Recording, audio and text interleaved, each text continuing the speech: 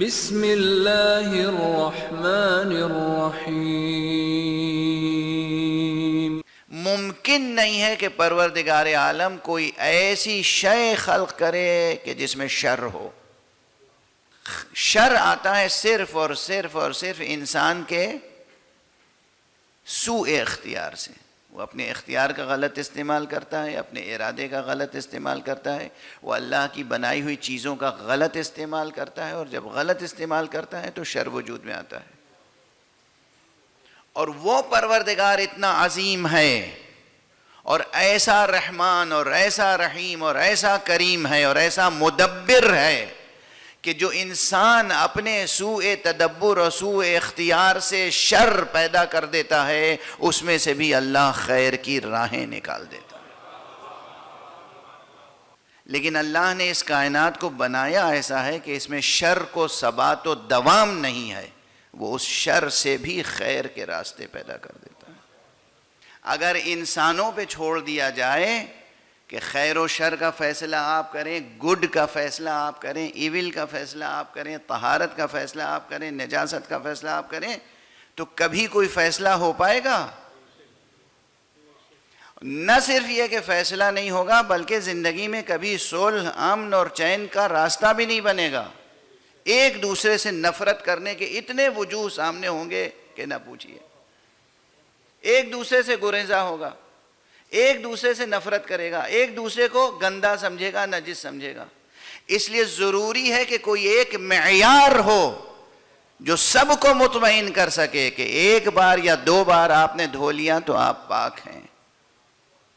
جو وسواسی ہے اسے بھی سمجھائے کہ یہ 3 بار اور 4 بار اور 5 بار اور 10 بار دھونا ضروری نہیں ہے، اور جو کمتر دھو رہا ہے اس کو بھی سمجھائے کہ یہ 1 بار کافی نہیں ہے، 2 بار دھو لیجئے، انشاءاللہ آپ پاک ہو جائیں گے۔ جب اس طرح ایک نظام ہوگا، ایک معیار ہوگا، اور وہ معیار کسی اساس پر ہوگا، تو تمام دنیا والوں کے لیے حق کا معیار بھی ہوگا، خیر کا معیار بھی ہوگا، اور جسے آپ کہتے ہیں گڈ کا معیار بھی ہوگا۔ اس کے معنی یہ ہے کہ انسانی فکر اور انسانی مزاج و انسان کی بنائی ہوئی آئیڈیالوجی کبھی بھی انسانوں ہی کو مطمئن کرنے کے لیے کافی نہیں ہوگی، جب تک کہ وہ دین اختیار نہ کیا جائے جو خالق انسان نے بھیجا ہے۔ جس طرح کسی مریض کے اندر جسمانی مرض ہو اور مریض سے ہمدردی کا تقاضا یہ ہے کہ اس کا علاج کیا جائے، چاہے بظاہر اسے کتنی ہی تکلیف کیوں نہ ہو، اسی طرح ہر انسان سے ہمدردی، سچی ہمدردی کا تقاضا یہ ہے کہ اس کے نظریات کی اصلاح کی جائے، چاہے بظاہر اسے وقتی طور پر تکلیف کیوں نہ ہو۔ اور ناداری و افلاس و فقر کے لیے مولا نے فرمایا ہے لو تمثل لی الفقر رجلا لقتلتہ، اگر ناداری اور افلاس ایک پیکر میں میرے سامنے آ جائے تو میں اسے قتل کر ڈالوں۔ سیاست اس لیے سیاست کہلاتی ہے کہ پوری نیشن کی تربیت کی جاتی ہے، عوام و خواص، چھوٹے بڑے، مرد عورت، سب کی تربیت کرنے کا نام ہے سیاست۔ اور اسی لیے مولائے معصوم نے اہل بیت سے ہونے والے امام نے کہا ہے نحن ساست العرب، عرب کی تربیت کرنے والے تو ہم ہیں۔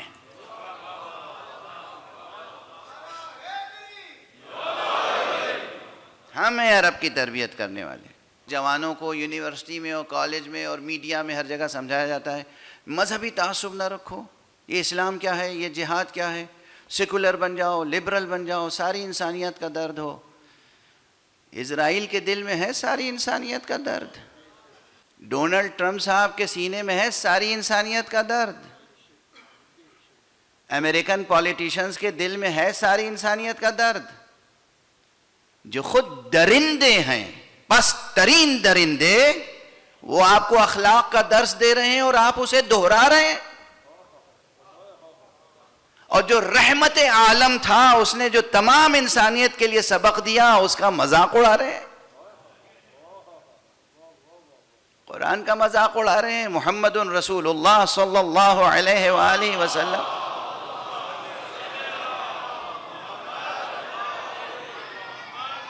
ان کی سیرت، ان کی سنت، ان کی شریعت کا مذاق اڑا رہے ہیں آپ خود، اور اپنی تہذیب کا مذاق اڑا رہے ہیں. آپ دانشور نہیں ہیں، سینہ دانش کا ناسور ہیں. آپ کہیں ہوں، کسی بھی منزلت پر ہوں، امریکہ میں ہوں، آسٹریلیا میں ہوں، کینیڈا میں ہوں، میں خود دعا کرتا ہوں ہم اپنے بچوں کے لیے کہ ساری دنیا کے دروازے آپ کے لیے کھل جائیں. آپ جائیں آئیں، لیکن اپنے وطن سے جڑے رہیں، اپنے دین سے جڑے رہیں. آپ کا دین ہرگز نہیں کہتا کہ آپ ترقی نہ کریں. پہلے ہی میں نے 2 جملے کہے نا. میں دعا کرتا ہوں پروردگار میری قوم کے ایک ایک فرد کو سرمایہ دار بنا دے، مگر کسی ایک کو بھی سرمایہ پرست نہ بنائے. فرق ہے دونوں چیزوں میں، نمایاں فرق. ہم خدا پرستی کے لیے پیدا ہوئے ہیں، نہ کہ زر پرستی کے لیے، سرمایہ پرستی کے لیے. زمین کی پرستش، سرمایہ کی پرستش شرک ہے، شرک ہے، کفر ہے. اور جب بھی تاریخ میں کسی سرے پر غرور نے خدائی کا دعویٰ کیا ہے تو کسی ایک خدا پرست نے تنہا اس کے غرور کو توڑا ہے. اور آج بھی ہم یہ دیکھ رہے ہیں کہ ڈونلڈ ٹرمپ صاحب کبھی عیسیٰ بننے کا دعویٰ کرنا چاہتے ہیں، کبھی خدا بننے کا دعویٰ کرنا چاہتے ہیں. دنیا خاموش ہے، لیکن ایک خدا پرست. اب یہ بھی تاریخ کا حسن اتفاق ہے کہ وہ خدا پرست بھی کسی اور گھرانے اور خاندان اور نسل سے سامنے نہیں آیا، وہ بھی آیا تو ابو طالب کے گھرانے سے.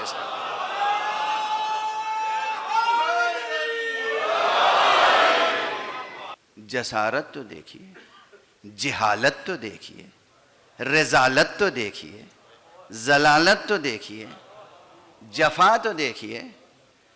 ابو طالب کے ایمان پہ شبہ کرتے ہیں.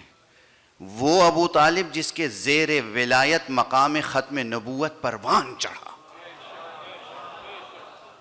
وہ ابو طالب کے جس کے زیر عاطفت مقام ولایت پروان چڑھا، اور جس کے تعلق سے میں بارہا عرض کر چکا ہوں اور پھر جملہ عرض کر کے آگے بڑھنا چاہتا ہوں کہ جو لوگ ایمان ابو طالب کو زیر بحث لاتے ہیں ان کے ایمان پہ گفتگو ہونی چاہیے.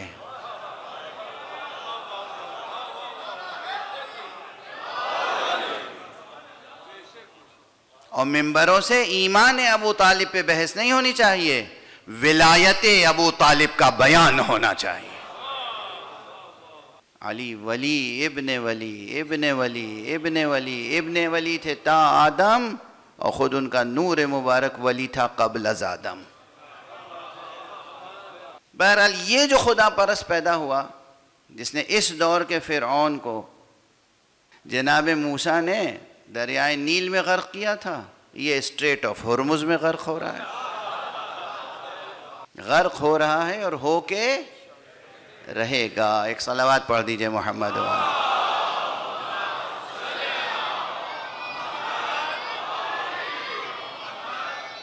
جس نے خلق کیا وہی رب ہے، جو خالق ہے اور رب ہے وہی رازق بھی ہے، جو خالق اور رازق ہے وہی قادر بھی ہے، جو خالق ہے اور رازق ہے اور رب ہے وہی عالم بھی ہے، جو خالق ہے اور رازق ہے اور قادر ہے اور عالم ہے وہی حکیم بھی ہے. نفس دیکھنے والا حکیم نہیں، اللہ حکیم ہے، یعنی اس پوری کائنات کو وہ بہترین حکمت سے چلانے والا ہے. مدبر، اس کا ایڈمنسٹریشن اللہ ہی کر رہا ہے، کوئی اور نہیں کر رہا ہے. حکیم ہے، استحکام کے ساتھ محکم و مستحکم اس نے کائنات بنائی، اور محکم و مستحکم اس کے لیے تکوینی قوانین بنائے، اور محکم و مستحکم اس کے لیے تشریعی قوانین بنائے. اب ظاہر ہے یہ سب مشکل ہو جائے گی، تکوینی قوانین اور تشریعی قوانین، تو یاد رکھیے گا، موقع ملے گا تو وضاحت کر دوں گا. تکوینی قوانین کیا ہیں؟ تکوینی قوانین یہ ہے کہ آپ سانس لے رہے ہیں اور جی رہے ہیں. یہ اللہ نے ایک قانون بنایا ہے کہ یہ پھیپھڑا چلتا رہے گا، یہ دل چلتا رہے گا، اور سانس آپ لیں گے، یہ ہوا آکسیجن اندر جائے گی اور یہ باہر آئے گی. کاربن ڈائی آکسائڈ اور آپ جیتے رہیں گے. اس میں آپ کو زیادہ محنت کرنے کی ضرورت نہیں بلکہ کچھ بھی محنت کرنے کی ضرورت نہیں. یہ ہے تکوینی قانون. رات آئے گی تو نیند آئے گی, دن آئے گا تو آنکھ کھل جائے گی. یہ ہے تکوینی قانون. تشریعی قانون یہ ہے کہ دن نکلنے سے پہلے, جب سورج نکلنے سے پہلے, جب ذرا سا روشنی ہو رہی ہو, فجر کا وقت ہو, تو تم ارادتاً خود اٹھ جاؤ اور اٹھ کے 2 رکعت اللہ کے لیے نماز پڑھو. یہ ہے تشریعی قانون. سورج جب ڈوب جائے تو 3 رکعت نماز مغرب پڑھ لو, جب زوال کا وقت ہو 4 رکعت ظہر پڑھ لو. یہ ہے تشریعی قانون. اور یہ جو سانس چل رہی ہے یہ ہے تکوینی قانون. اگر مناظرے بازی کرنی ہو اور آپ سے مجھے نعرے لگوانے ہوں اور کہنا ہو کیا عمدہ تقریر کی, تو انداز الگ ہوگا. لیکن میں آپ کو عرض کروں کہ یہ سنی حضرات بھی عملاً امامت کو بھی مانتے ہیں, عدل کو بھی مانتے ہیں. عوام الناس کو خبر نہیں ہے, ان کی کتابیں پڑھی ہیں تو سب لکھا ہوا ہے. کیونکہ عوام الناس کو کون ڈیل کرتا ہے؟ میرا مزاح کا مزاج ہو گیا ہے. عوام الناس کو ڈیل کرتے ہیں قادر صاحب, یعنی سیاستداں. سیاستداں اور سرمایہ پرست, سیاستداں اور سرمایہ پرست. خدا ان کو محفوظ رکھے, یہ ان میں سے نہیں ہیں. مگر میں ان کا نام نہ لیتا تو یہ مسکراتے نہیں. جیسے سنجیدہ بیٹھے ہوئے تھے تو وہ دیکھ کے بھی روب طاری ہو رہا تھا لوگوں پر. سیاستداں اور سرمایہ پرست یہ لوگوں کو ڈیل کرتے ہیں, علماء کو خاموش کر دیتے ہیں. علماء کو خاموش, جھوٹے عالم کو عالم بنا کے پیش کرتے ہیں, سچے عالم کو قتل کر دیتے ہیں. یہ کرتے ہیں سیاستداں. جتنے سچے سنی علماء ہیں, جتنے سچے پکے اصلی اوریجنل سنی علماء ہیں, سب عدل کے بھی قائل ہیں, امامت کے بھی قائل ہیں. خود عوام اہل سنت کو اس کی خبر نہیں ہے, نہیں ہے اس کی خبر. اور یہی مسئلہ ولایت علی کا بھی ہے. کوئی ایک سچا سنی عالم مجھے نہیں ملا جو ولایت علی کا قائل نہ ہو. اور جتنے ولایت علی کے خلاف بولنے والے ملے وہ جاہل بھی تھے, بد نسب بھی. کوئی خاندانی نہیں تھا, کوئی خاندانی نہیں تھا, کوئی خاندانی. لکھ لیجئے. کائے پہ لکھیں گے؟ کاغذ پہ نہ لکھیے گا. کاغذ جل بھی جاتا ہے, بھیگ بھی جاتا ہے, اڑ بھی جاتا ہے. پتھر پہ بھی نہ لکھیے گا, پتھر بھی ٹوٹ کے بکھر جاتا ہے. دل پہ لکھیے گا. یہ حوالے دل پہ لکھیے گا. نفرتیں مٹائیے, پڑھیے, اپنی اپنی کتابیں پڑھیے. جتنے سچے اصلی پکے عادل متقی پرہیزگار خدا سے ڈرنے والے سنی علماء بھی ہیں نا, علماء اسلام, سب عدل کے بھی قائل ہیں, امامت کے بھی قائل ہیں, ولایت علی کے بھی قائل ہیں. اور اسی لیے میں کبھی کبھی کہتا ہوں, اور کتابوں میں لکھی ہیں یہ باتیں, اسی لیے کبھی کبھی کہتا ہوں میرا سلام ہو ان سنی علماء پر جن کے تصدق میں آج ہم شیعہ ہیں.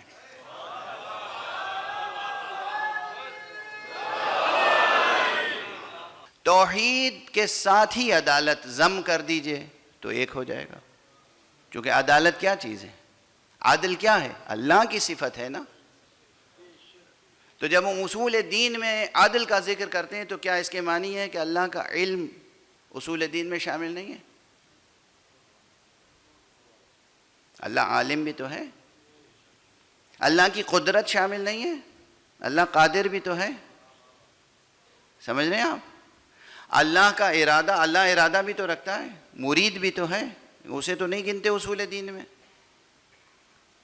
اللہ صادق بھی تو ہے, اسے تو نہیں گنتے اصول دین میں. تو اللہ کی سب صفات نہیں گنتے, صرف ایک ہی صفت کیوں گنتے ہیں ہم؟ وہ ہماری ایک مجبوری ہے. سب علماء خاموش رہ گئے, ہم خاموش نہیں رہ سکے. جیسے آج سب خاموش ہیں, خامنہ ہی خاموش نہیں رہ سکے. مسئلہ کیا تھا؟ ظالم حکمرانوں نے، بادشاہوں نے، بنو امیہ اور بنو عباس کے ظالم خود ساختہ خلفاء نے ظلم کا انتصاب اللہ سے کرنا شروع کر دیا تھا، کہ شر کا انتصاب اللہ سے کرنا شروع کر دیا، کہ دنیا میں خیر و شر جو کچھ ہے سب خدا کا پیدا کردہ ہے، دنیا میں جو کوئی گناہ ہو رہا ہے وہ نعوذ باللہ، واضح ہو رہی ہے بات، تاکہ ان کا ظلم و جبر سے بھرا ہوا نظام منزہ ہو جائے۔ جتنا بڑا بھی ظالم ہو بادشاہ، مگر وہ کہلائے کیا؟ ذل اللہ، اللہ کا سایہ۔ بالکل وہی جو ڈونلڈ ٹرمپ صاحب آج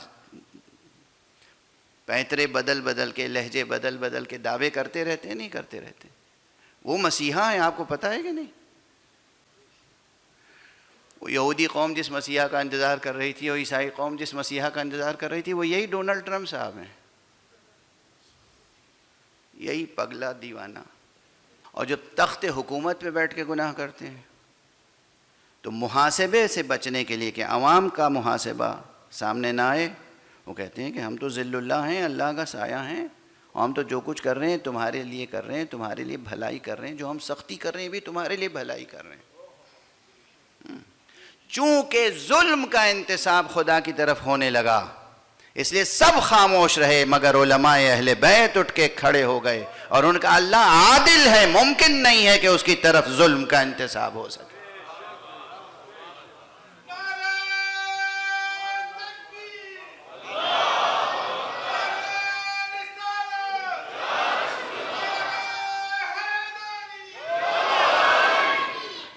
دوسری بات، امامت، اس کے بھی سب قائل ہیں، ولایت کے بھی قائل ہیں، اور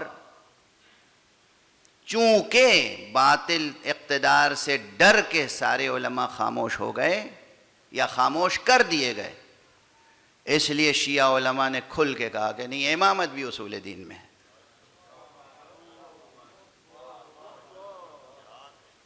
سمجھ میں آ رہی ہے بات؟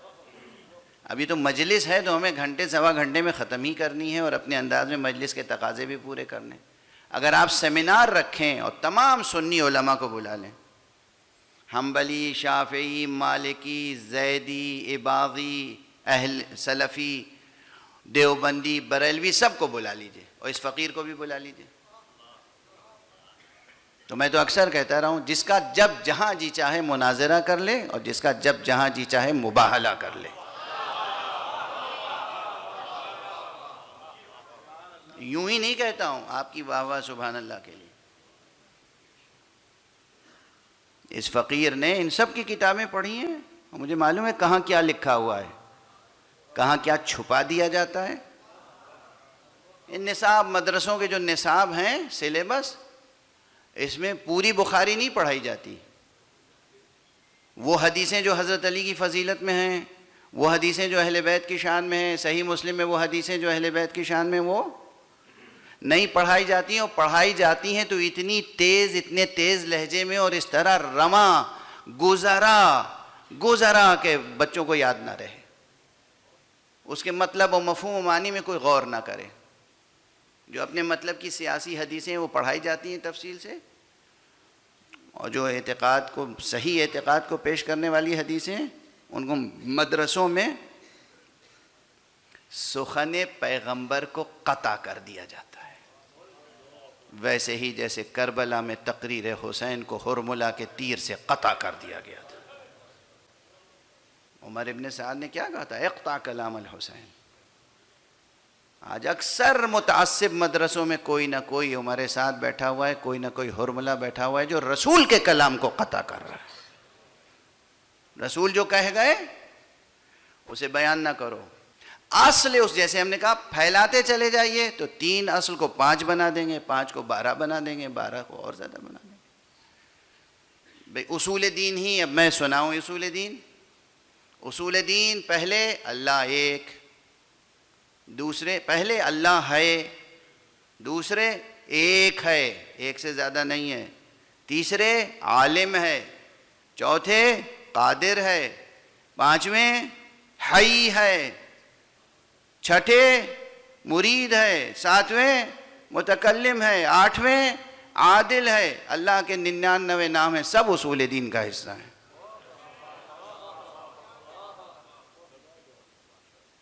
اسماء و صفات کی بحث کہاں ہے؟ اصول دین میں نہیں ہے تو کہاں ہے نا اصول دین کی بحث؟ اب اگر ہر اسم کو، ہر صفت الہی کو ایک مستقل فصل، ایک مستقل عنوان، ایک مستقل باب بنا لیجئے تو اصول دین بڑھتے چلے جائیں گے،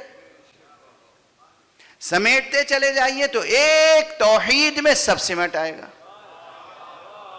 توحید حق صمدی پر کمال ایمان یعنی مکمل توحید ہو ہی نہیں سکتی جب تک کہ انسان آخرت پر بھی یقین پیدا نہ کرے۔ اس لیے ہے آخرت اور قیامت کا موضوع اہم، اور اتنا اہم ہے، اتنا اہم ہے، اتنا اہم ہے جوانان عزیز، اس موضوع پر مطالعہ کیجئے، تحقیق کیجئے۔ یہ جو احکام شریعت ہے نا، قرآن مجید میں 6000 سے زیادہ آیتیں ہیں۔ احکام فقہی، احکام شرعی سے متعلق کل کتنی آیتیں ہیں؟ کوئی کہتا ہے 500، کوئی کہتا ہے 200۔ اور آخرت کے موضوع پہ کتنی آیتیں ہیں؟ کوئی کہتا ہے 1500، کوئی کہتا ہے 2000۔ یہ فرق سامنے رہے گا۔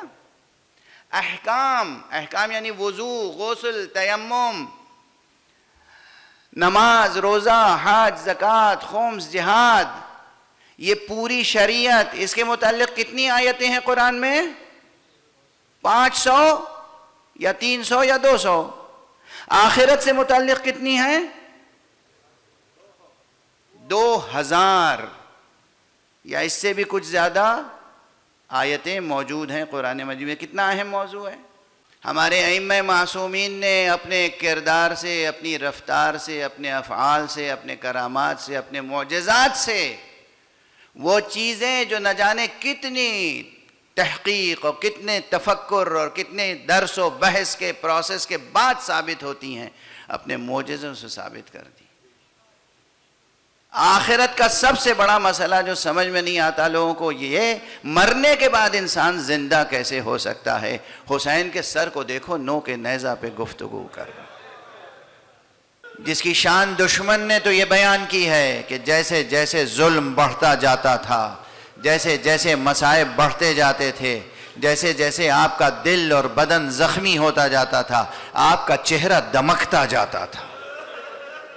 وہ امام کا مقام رضا ہے، مقام تسلیم ہے، مقام شکر ہے، وہ امام کا مقام شجاعت ہے، لیکن دشمنوں کی طرف سے جو تدبیریں ہو رہی تھیں اس کی طرف امام نے کہا ہے انا قتیل العبرہ، مجھے دشمن نے رولا رولا کے قتل کیا۔ اور بس ایک جملہ اور عرض کروں، آپ کی آوازیں بلند ہیں، ہائے صرف قتل ہی رولا رولا کے نہیں کیا، تاریخیں پڑھیں، تذکرے پڑھیں، مقاتل پڑھیں، بعد قتل بھی نو کے نیزہ پر کتنے موقع آئے ہیں جب امام کی آنکھوں سے آنسو ٹپک پڑے۔ نو کے نیزہ پہ سر تھا مگر آنکھوں سے بار بار آنسو ٹپکتے تھے۔ ارے کون بتا سکتا ہے کتنی بار اس کٹے ہوئے سر کی آنکھوں سے آنسو ٹپکے ہیں جب جب سکینہ کو کسی نے درے لگا، جب جب زینب کی پشت پر کسی نے تازیانہ لگایا۔ حسین کی آنکھوں سے آنسو ٹپکا ہوگا یا نہیں ٹپکا ہوگا؟ جب ام کلثوم نے اسیری میں نوحہ پڑھا ہوگا، جب بازار کوفہ میں زینب نے خطبہ دیا ہوگا، یہ سب وہ مواقع ہیں کہ جب آقا حسین کی آنکھوں سے آنسو برس رہے ہوں گے۔ لیکن جو تذکرہ بار بار آپ سنتے رہتے ہیں وہ تو یہ تذکرہ ہے کہ جب لٹا ہوا قافلہ بجبر و اکراہ دربار یزید اللعید میں داخل کیا جا رہا تھا، جناب زینب کی حمیت نے ایک مرتبہ کہا کہ ہم ایسے بے ردا دربار میں نہیں جائیں گے۔ اور جب مجبور کیا گیا بے ردا جانے پر، جناب زینب نے ایک مرتبہ کہا ام کلثوم، رباب، لیلا، سکینہ، اب میں بد دعا کے لیے ہاتھ اٹھاتی ہوں، تم سب آمین کہنا۔ امام سجاد آگے بڑھے، پھوپھی اماں حفظ مراتب جانتا ہوں، میں کچھ نہیں عرض کر سکتا، ذرا بابا کے سر مبارک کو دیکھ لیں۔ جناب زینب نے سر مبارک حسین کو دیکھا، آنکھوں سے آنسو برس رہے ہیں، آنکھوں سے آنسو برس رہے ہیں۔ فوراً سمجھ گئیں اے بھیا حسین، اگر دین مصطفیٰ، دین خدا کی حمایت کے لیے اسی کیفیت میں دربار میں جانا شرط ہے تو میں راضی ہوں۔ آئے زینب، وہ امام کا مقام صبر و رضا تھا اور یہ زینب کا مقام صبر و رضا ہے، یہ زینب کا مقام صبر و رضا ہے۔ کتنے واقعات ہیں، کتنے واقعات ہیں، کتنے واقعات ہیں۔ بس ایک جملہ کہہ کے خاموش ہو جاؤں گا، ایک جملہ میں چاہتا نہیں ہوں کہ یہ کہوں، لیکن ظالم کے ظلم کو نمایاں کرنا ضروری ہے، ظالم کے ظلم کو نمایاں کرنا ضروری ہے۔ جب سیدہ زینب دربار میں گئی ہیں، تمام بیبیاں گئی ہیں، سید سجاد گئے ہیں، تو معلوم ہے منظر کیا دیکھا ہے؟ تخت پر وہ شقی ہے اور زیر تخت تشت طلا میں سر حسین ہے، اور اس کے ہاتھوں میں ایک چھڑی ہے جس سے وہ لب و دندان حسین سے گستاخی اور بے ادبی کر رہا ہے۔ بیویاں تڑپ گئیں، سید سجاد تڑپ گئے، اور دربار میں بیٹھے ہوئے ایک صحابی رسول نے اٹھ کے کہا او یزید یہ چھڑی ہٹا، میں نے اپنی آنکھوں سے دیکھا ہے رسول ان لبوں کو بوسہ دیا کرتے تھے۔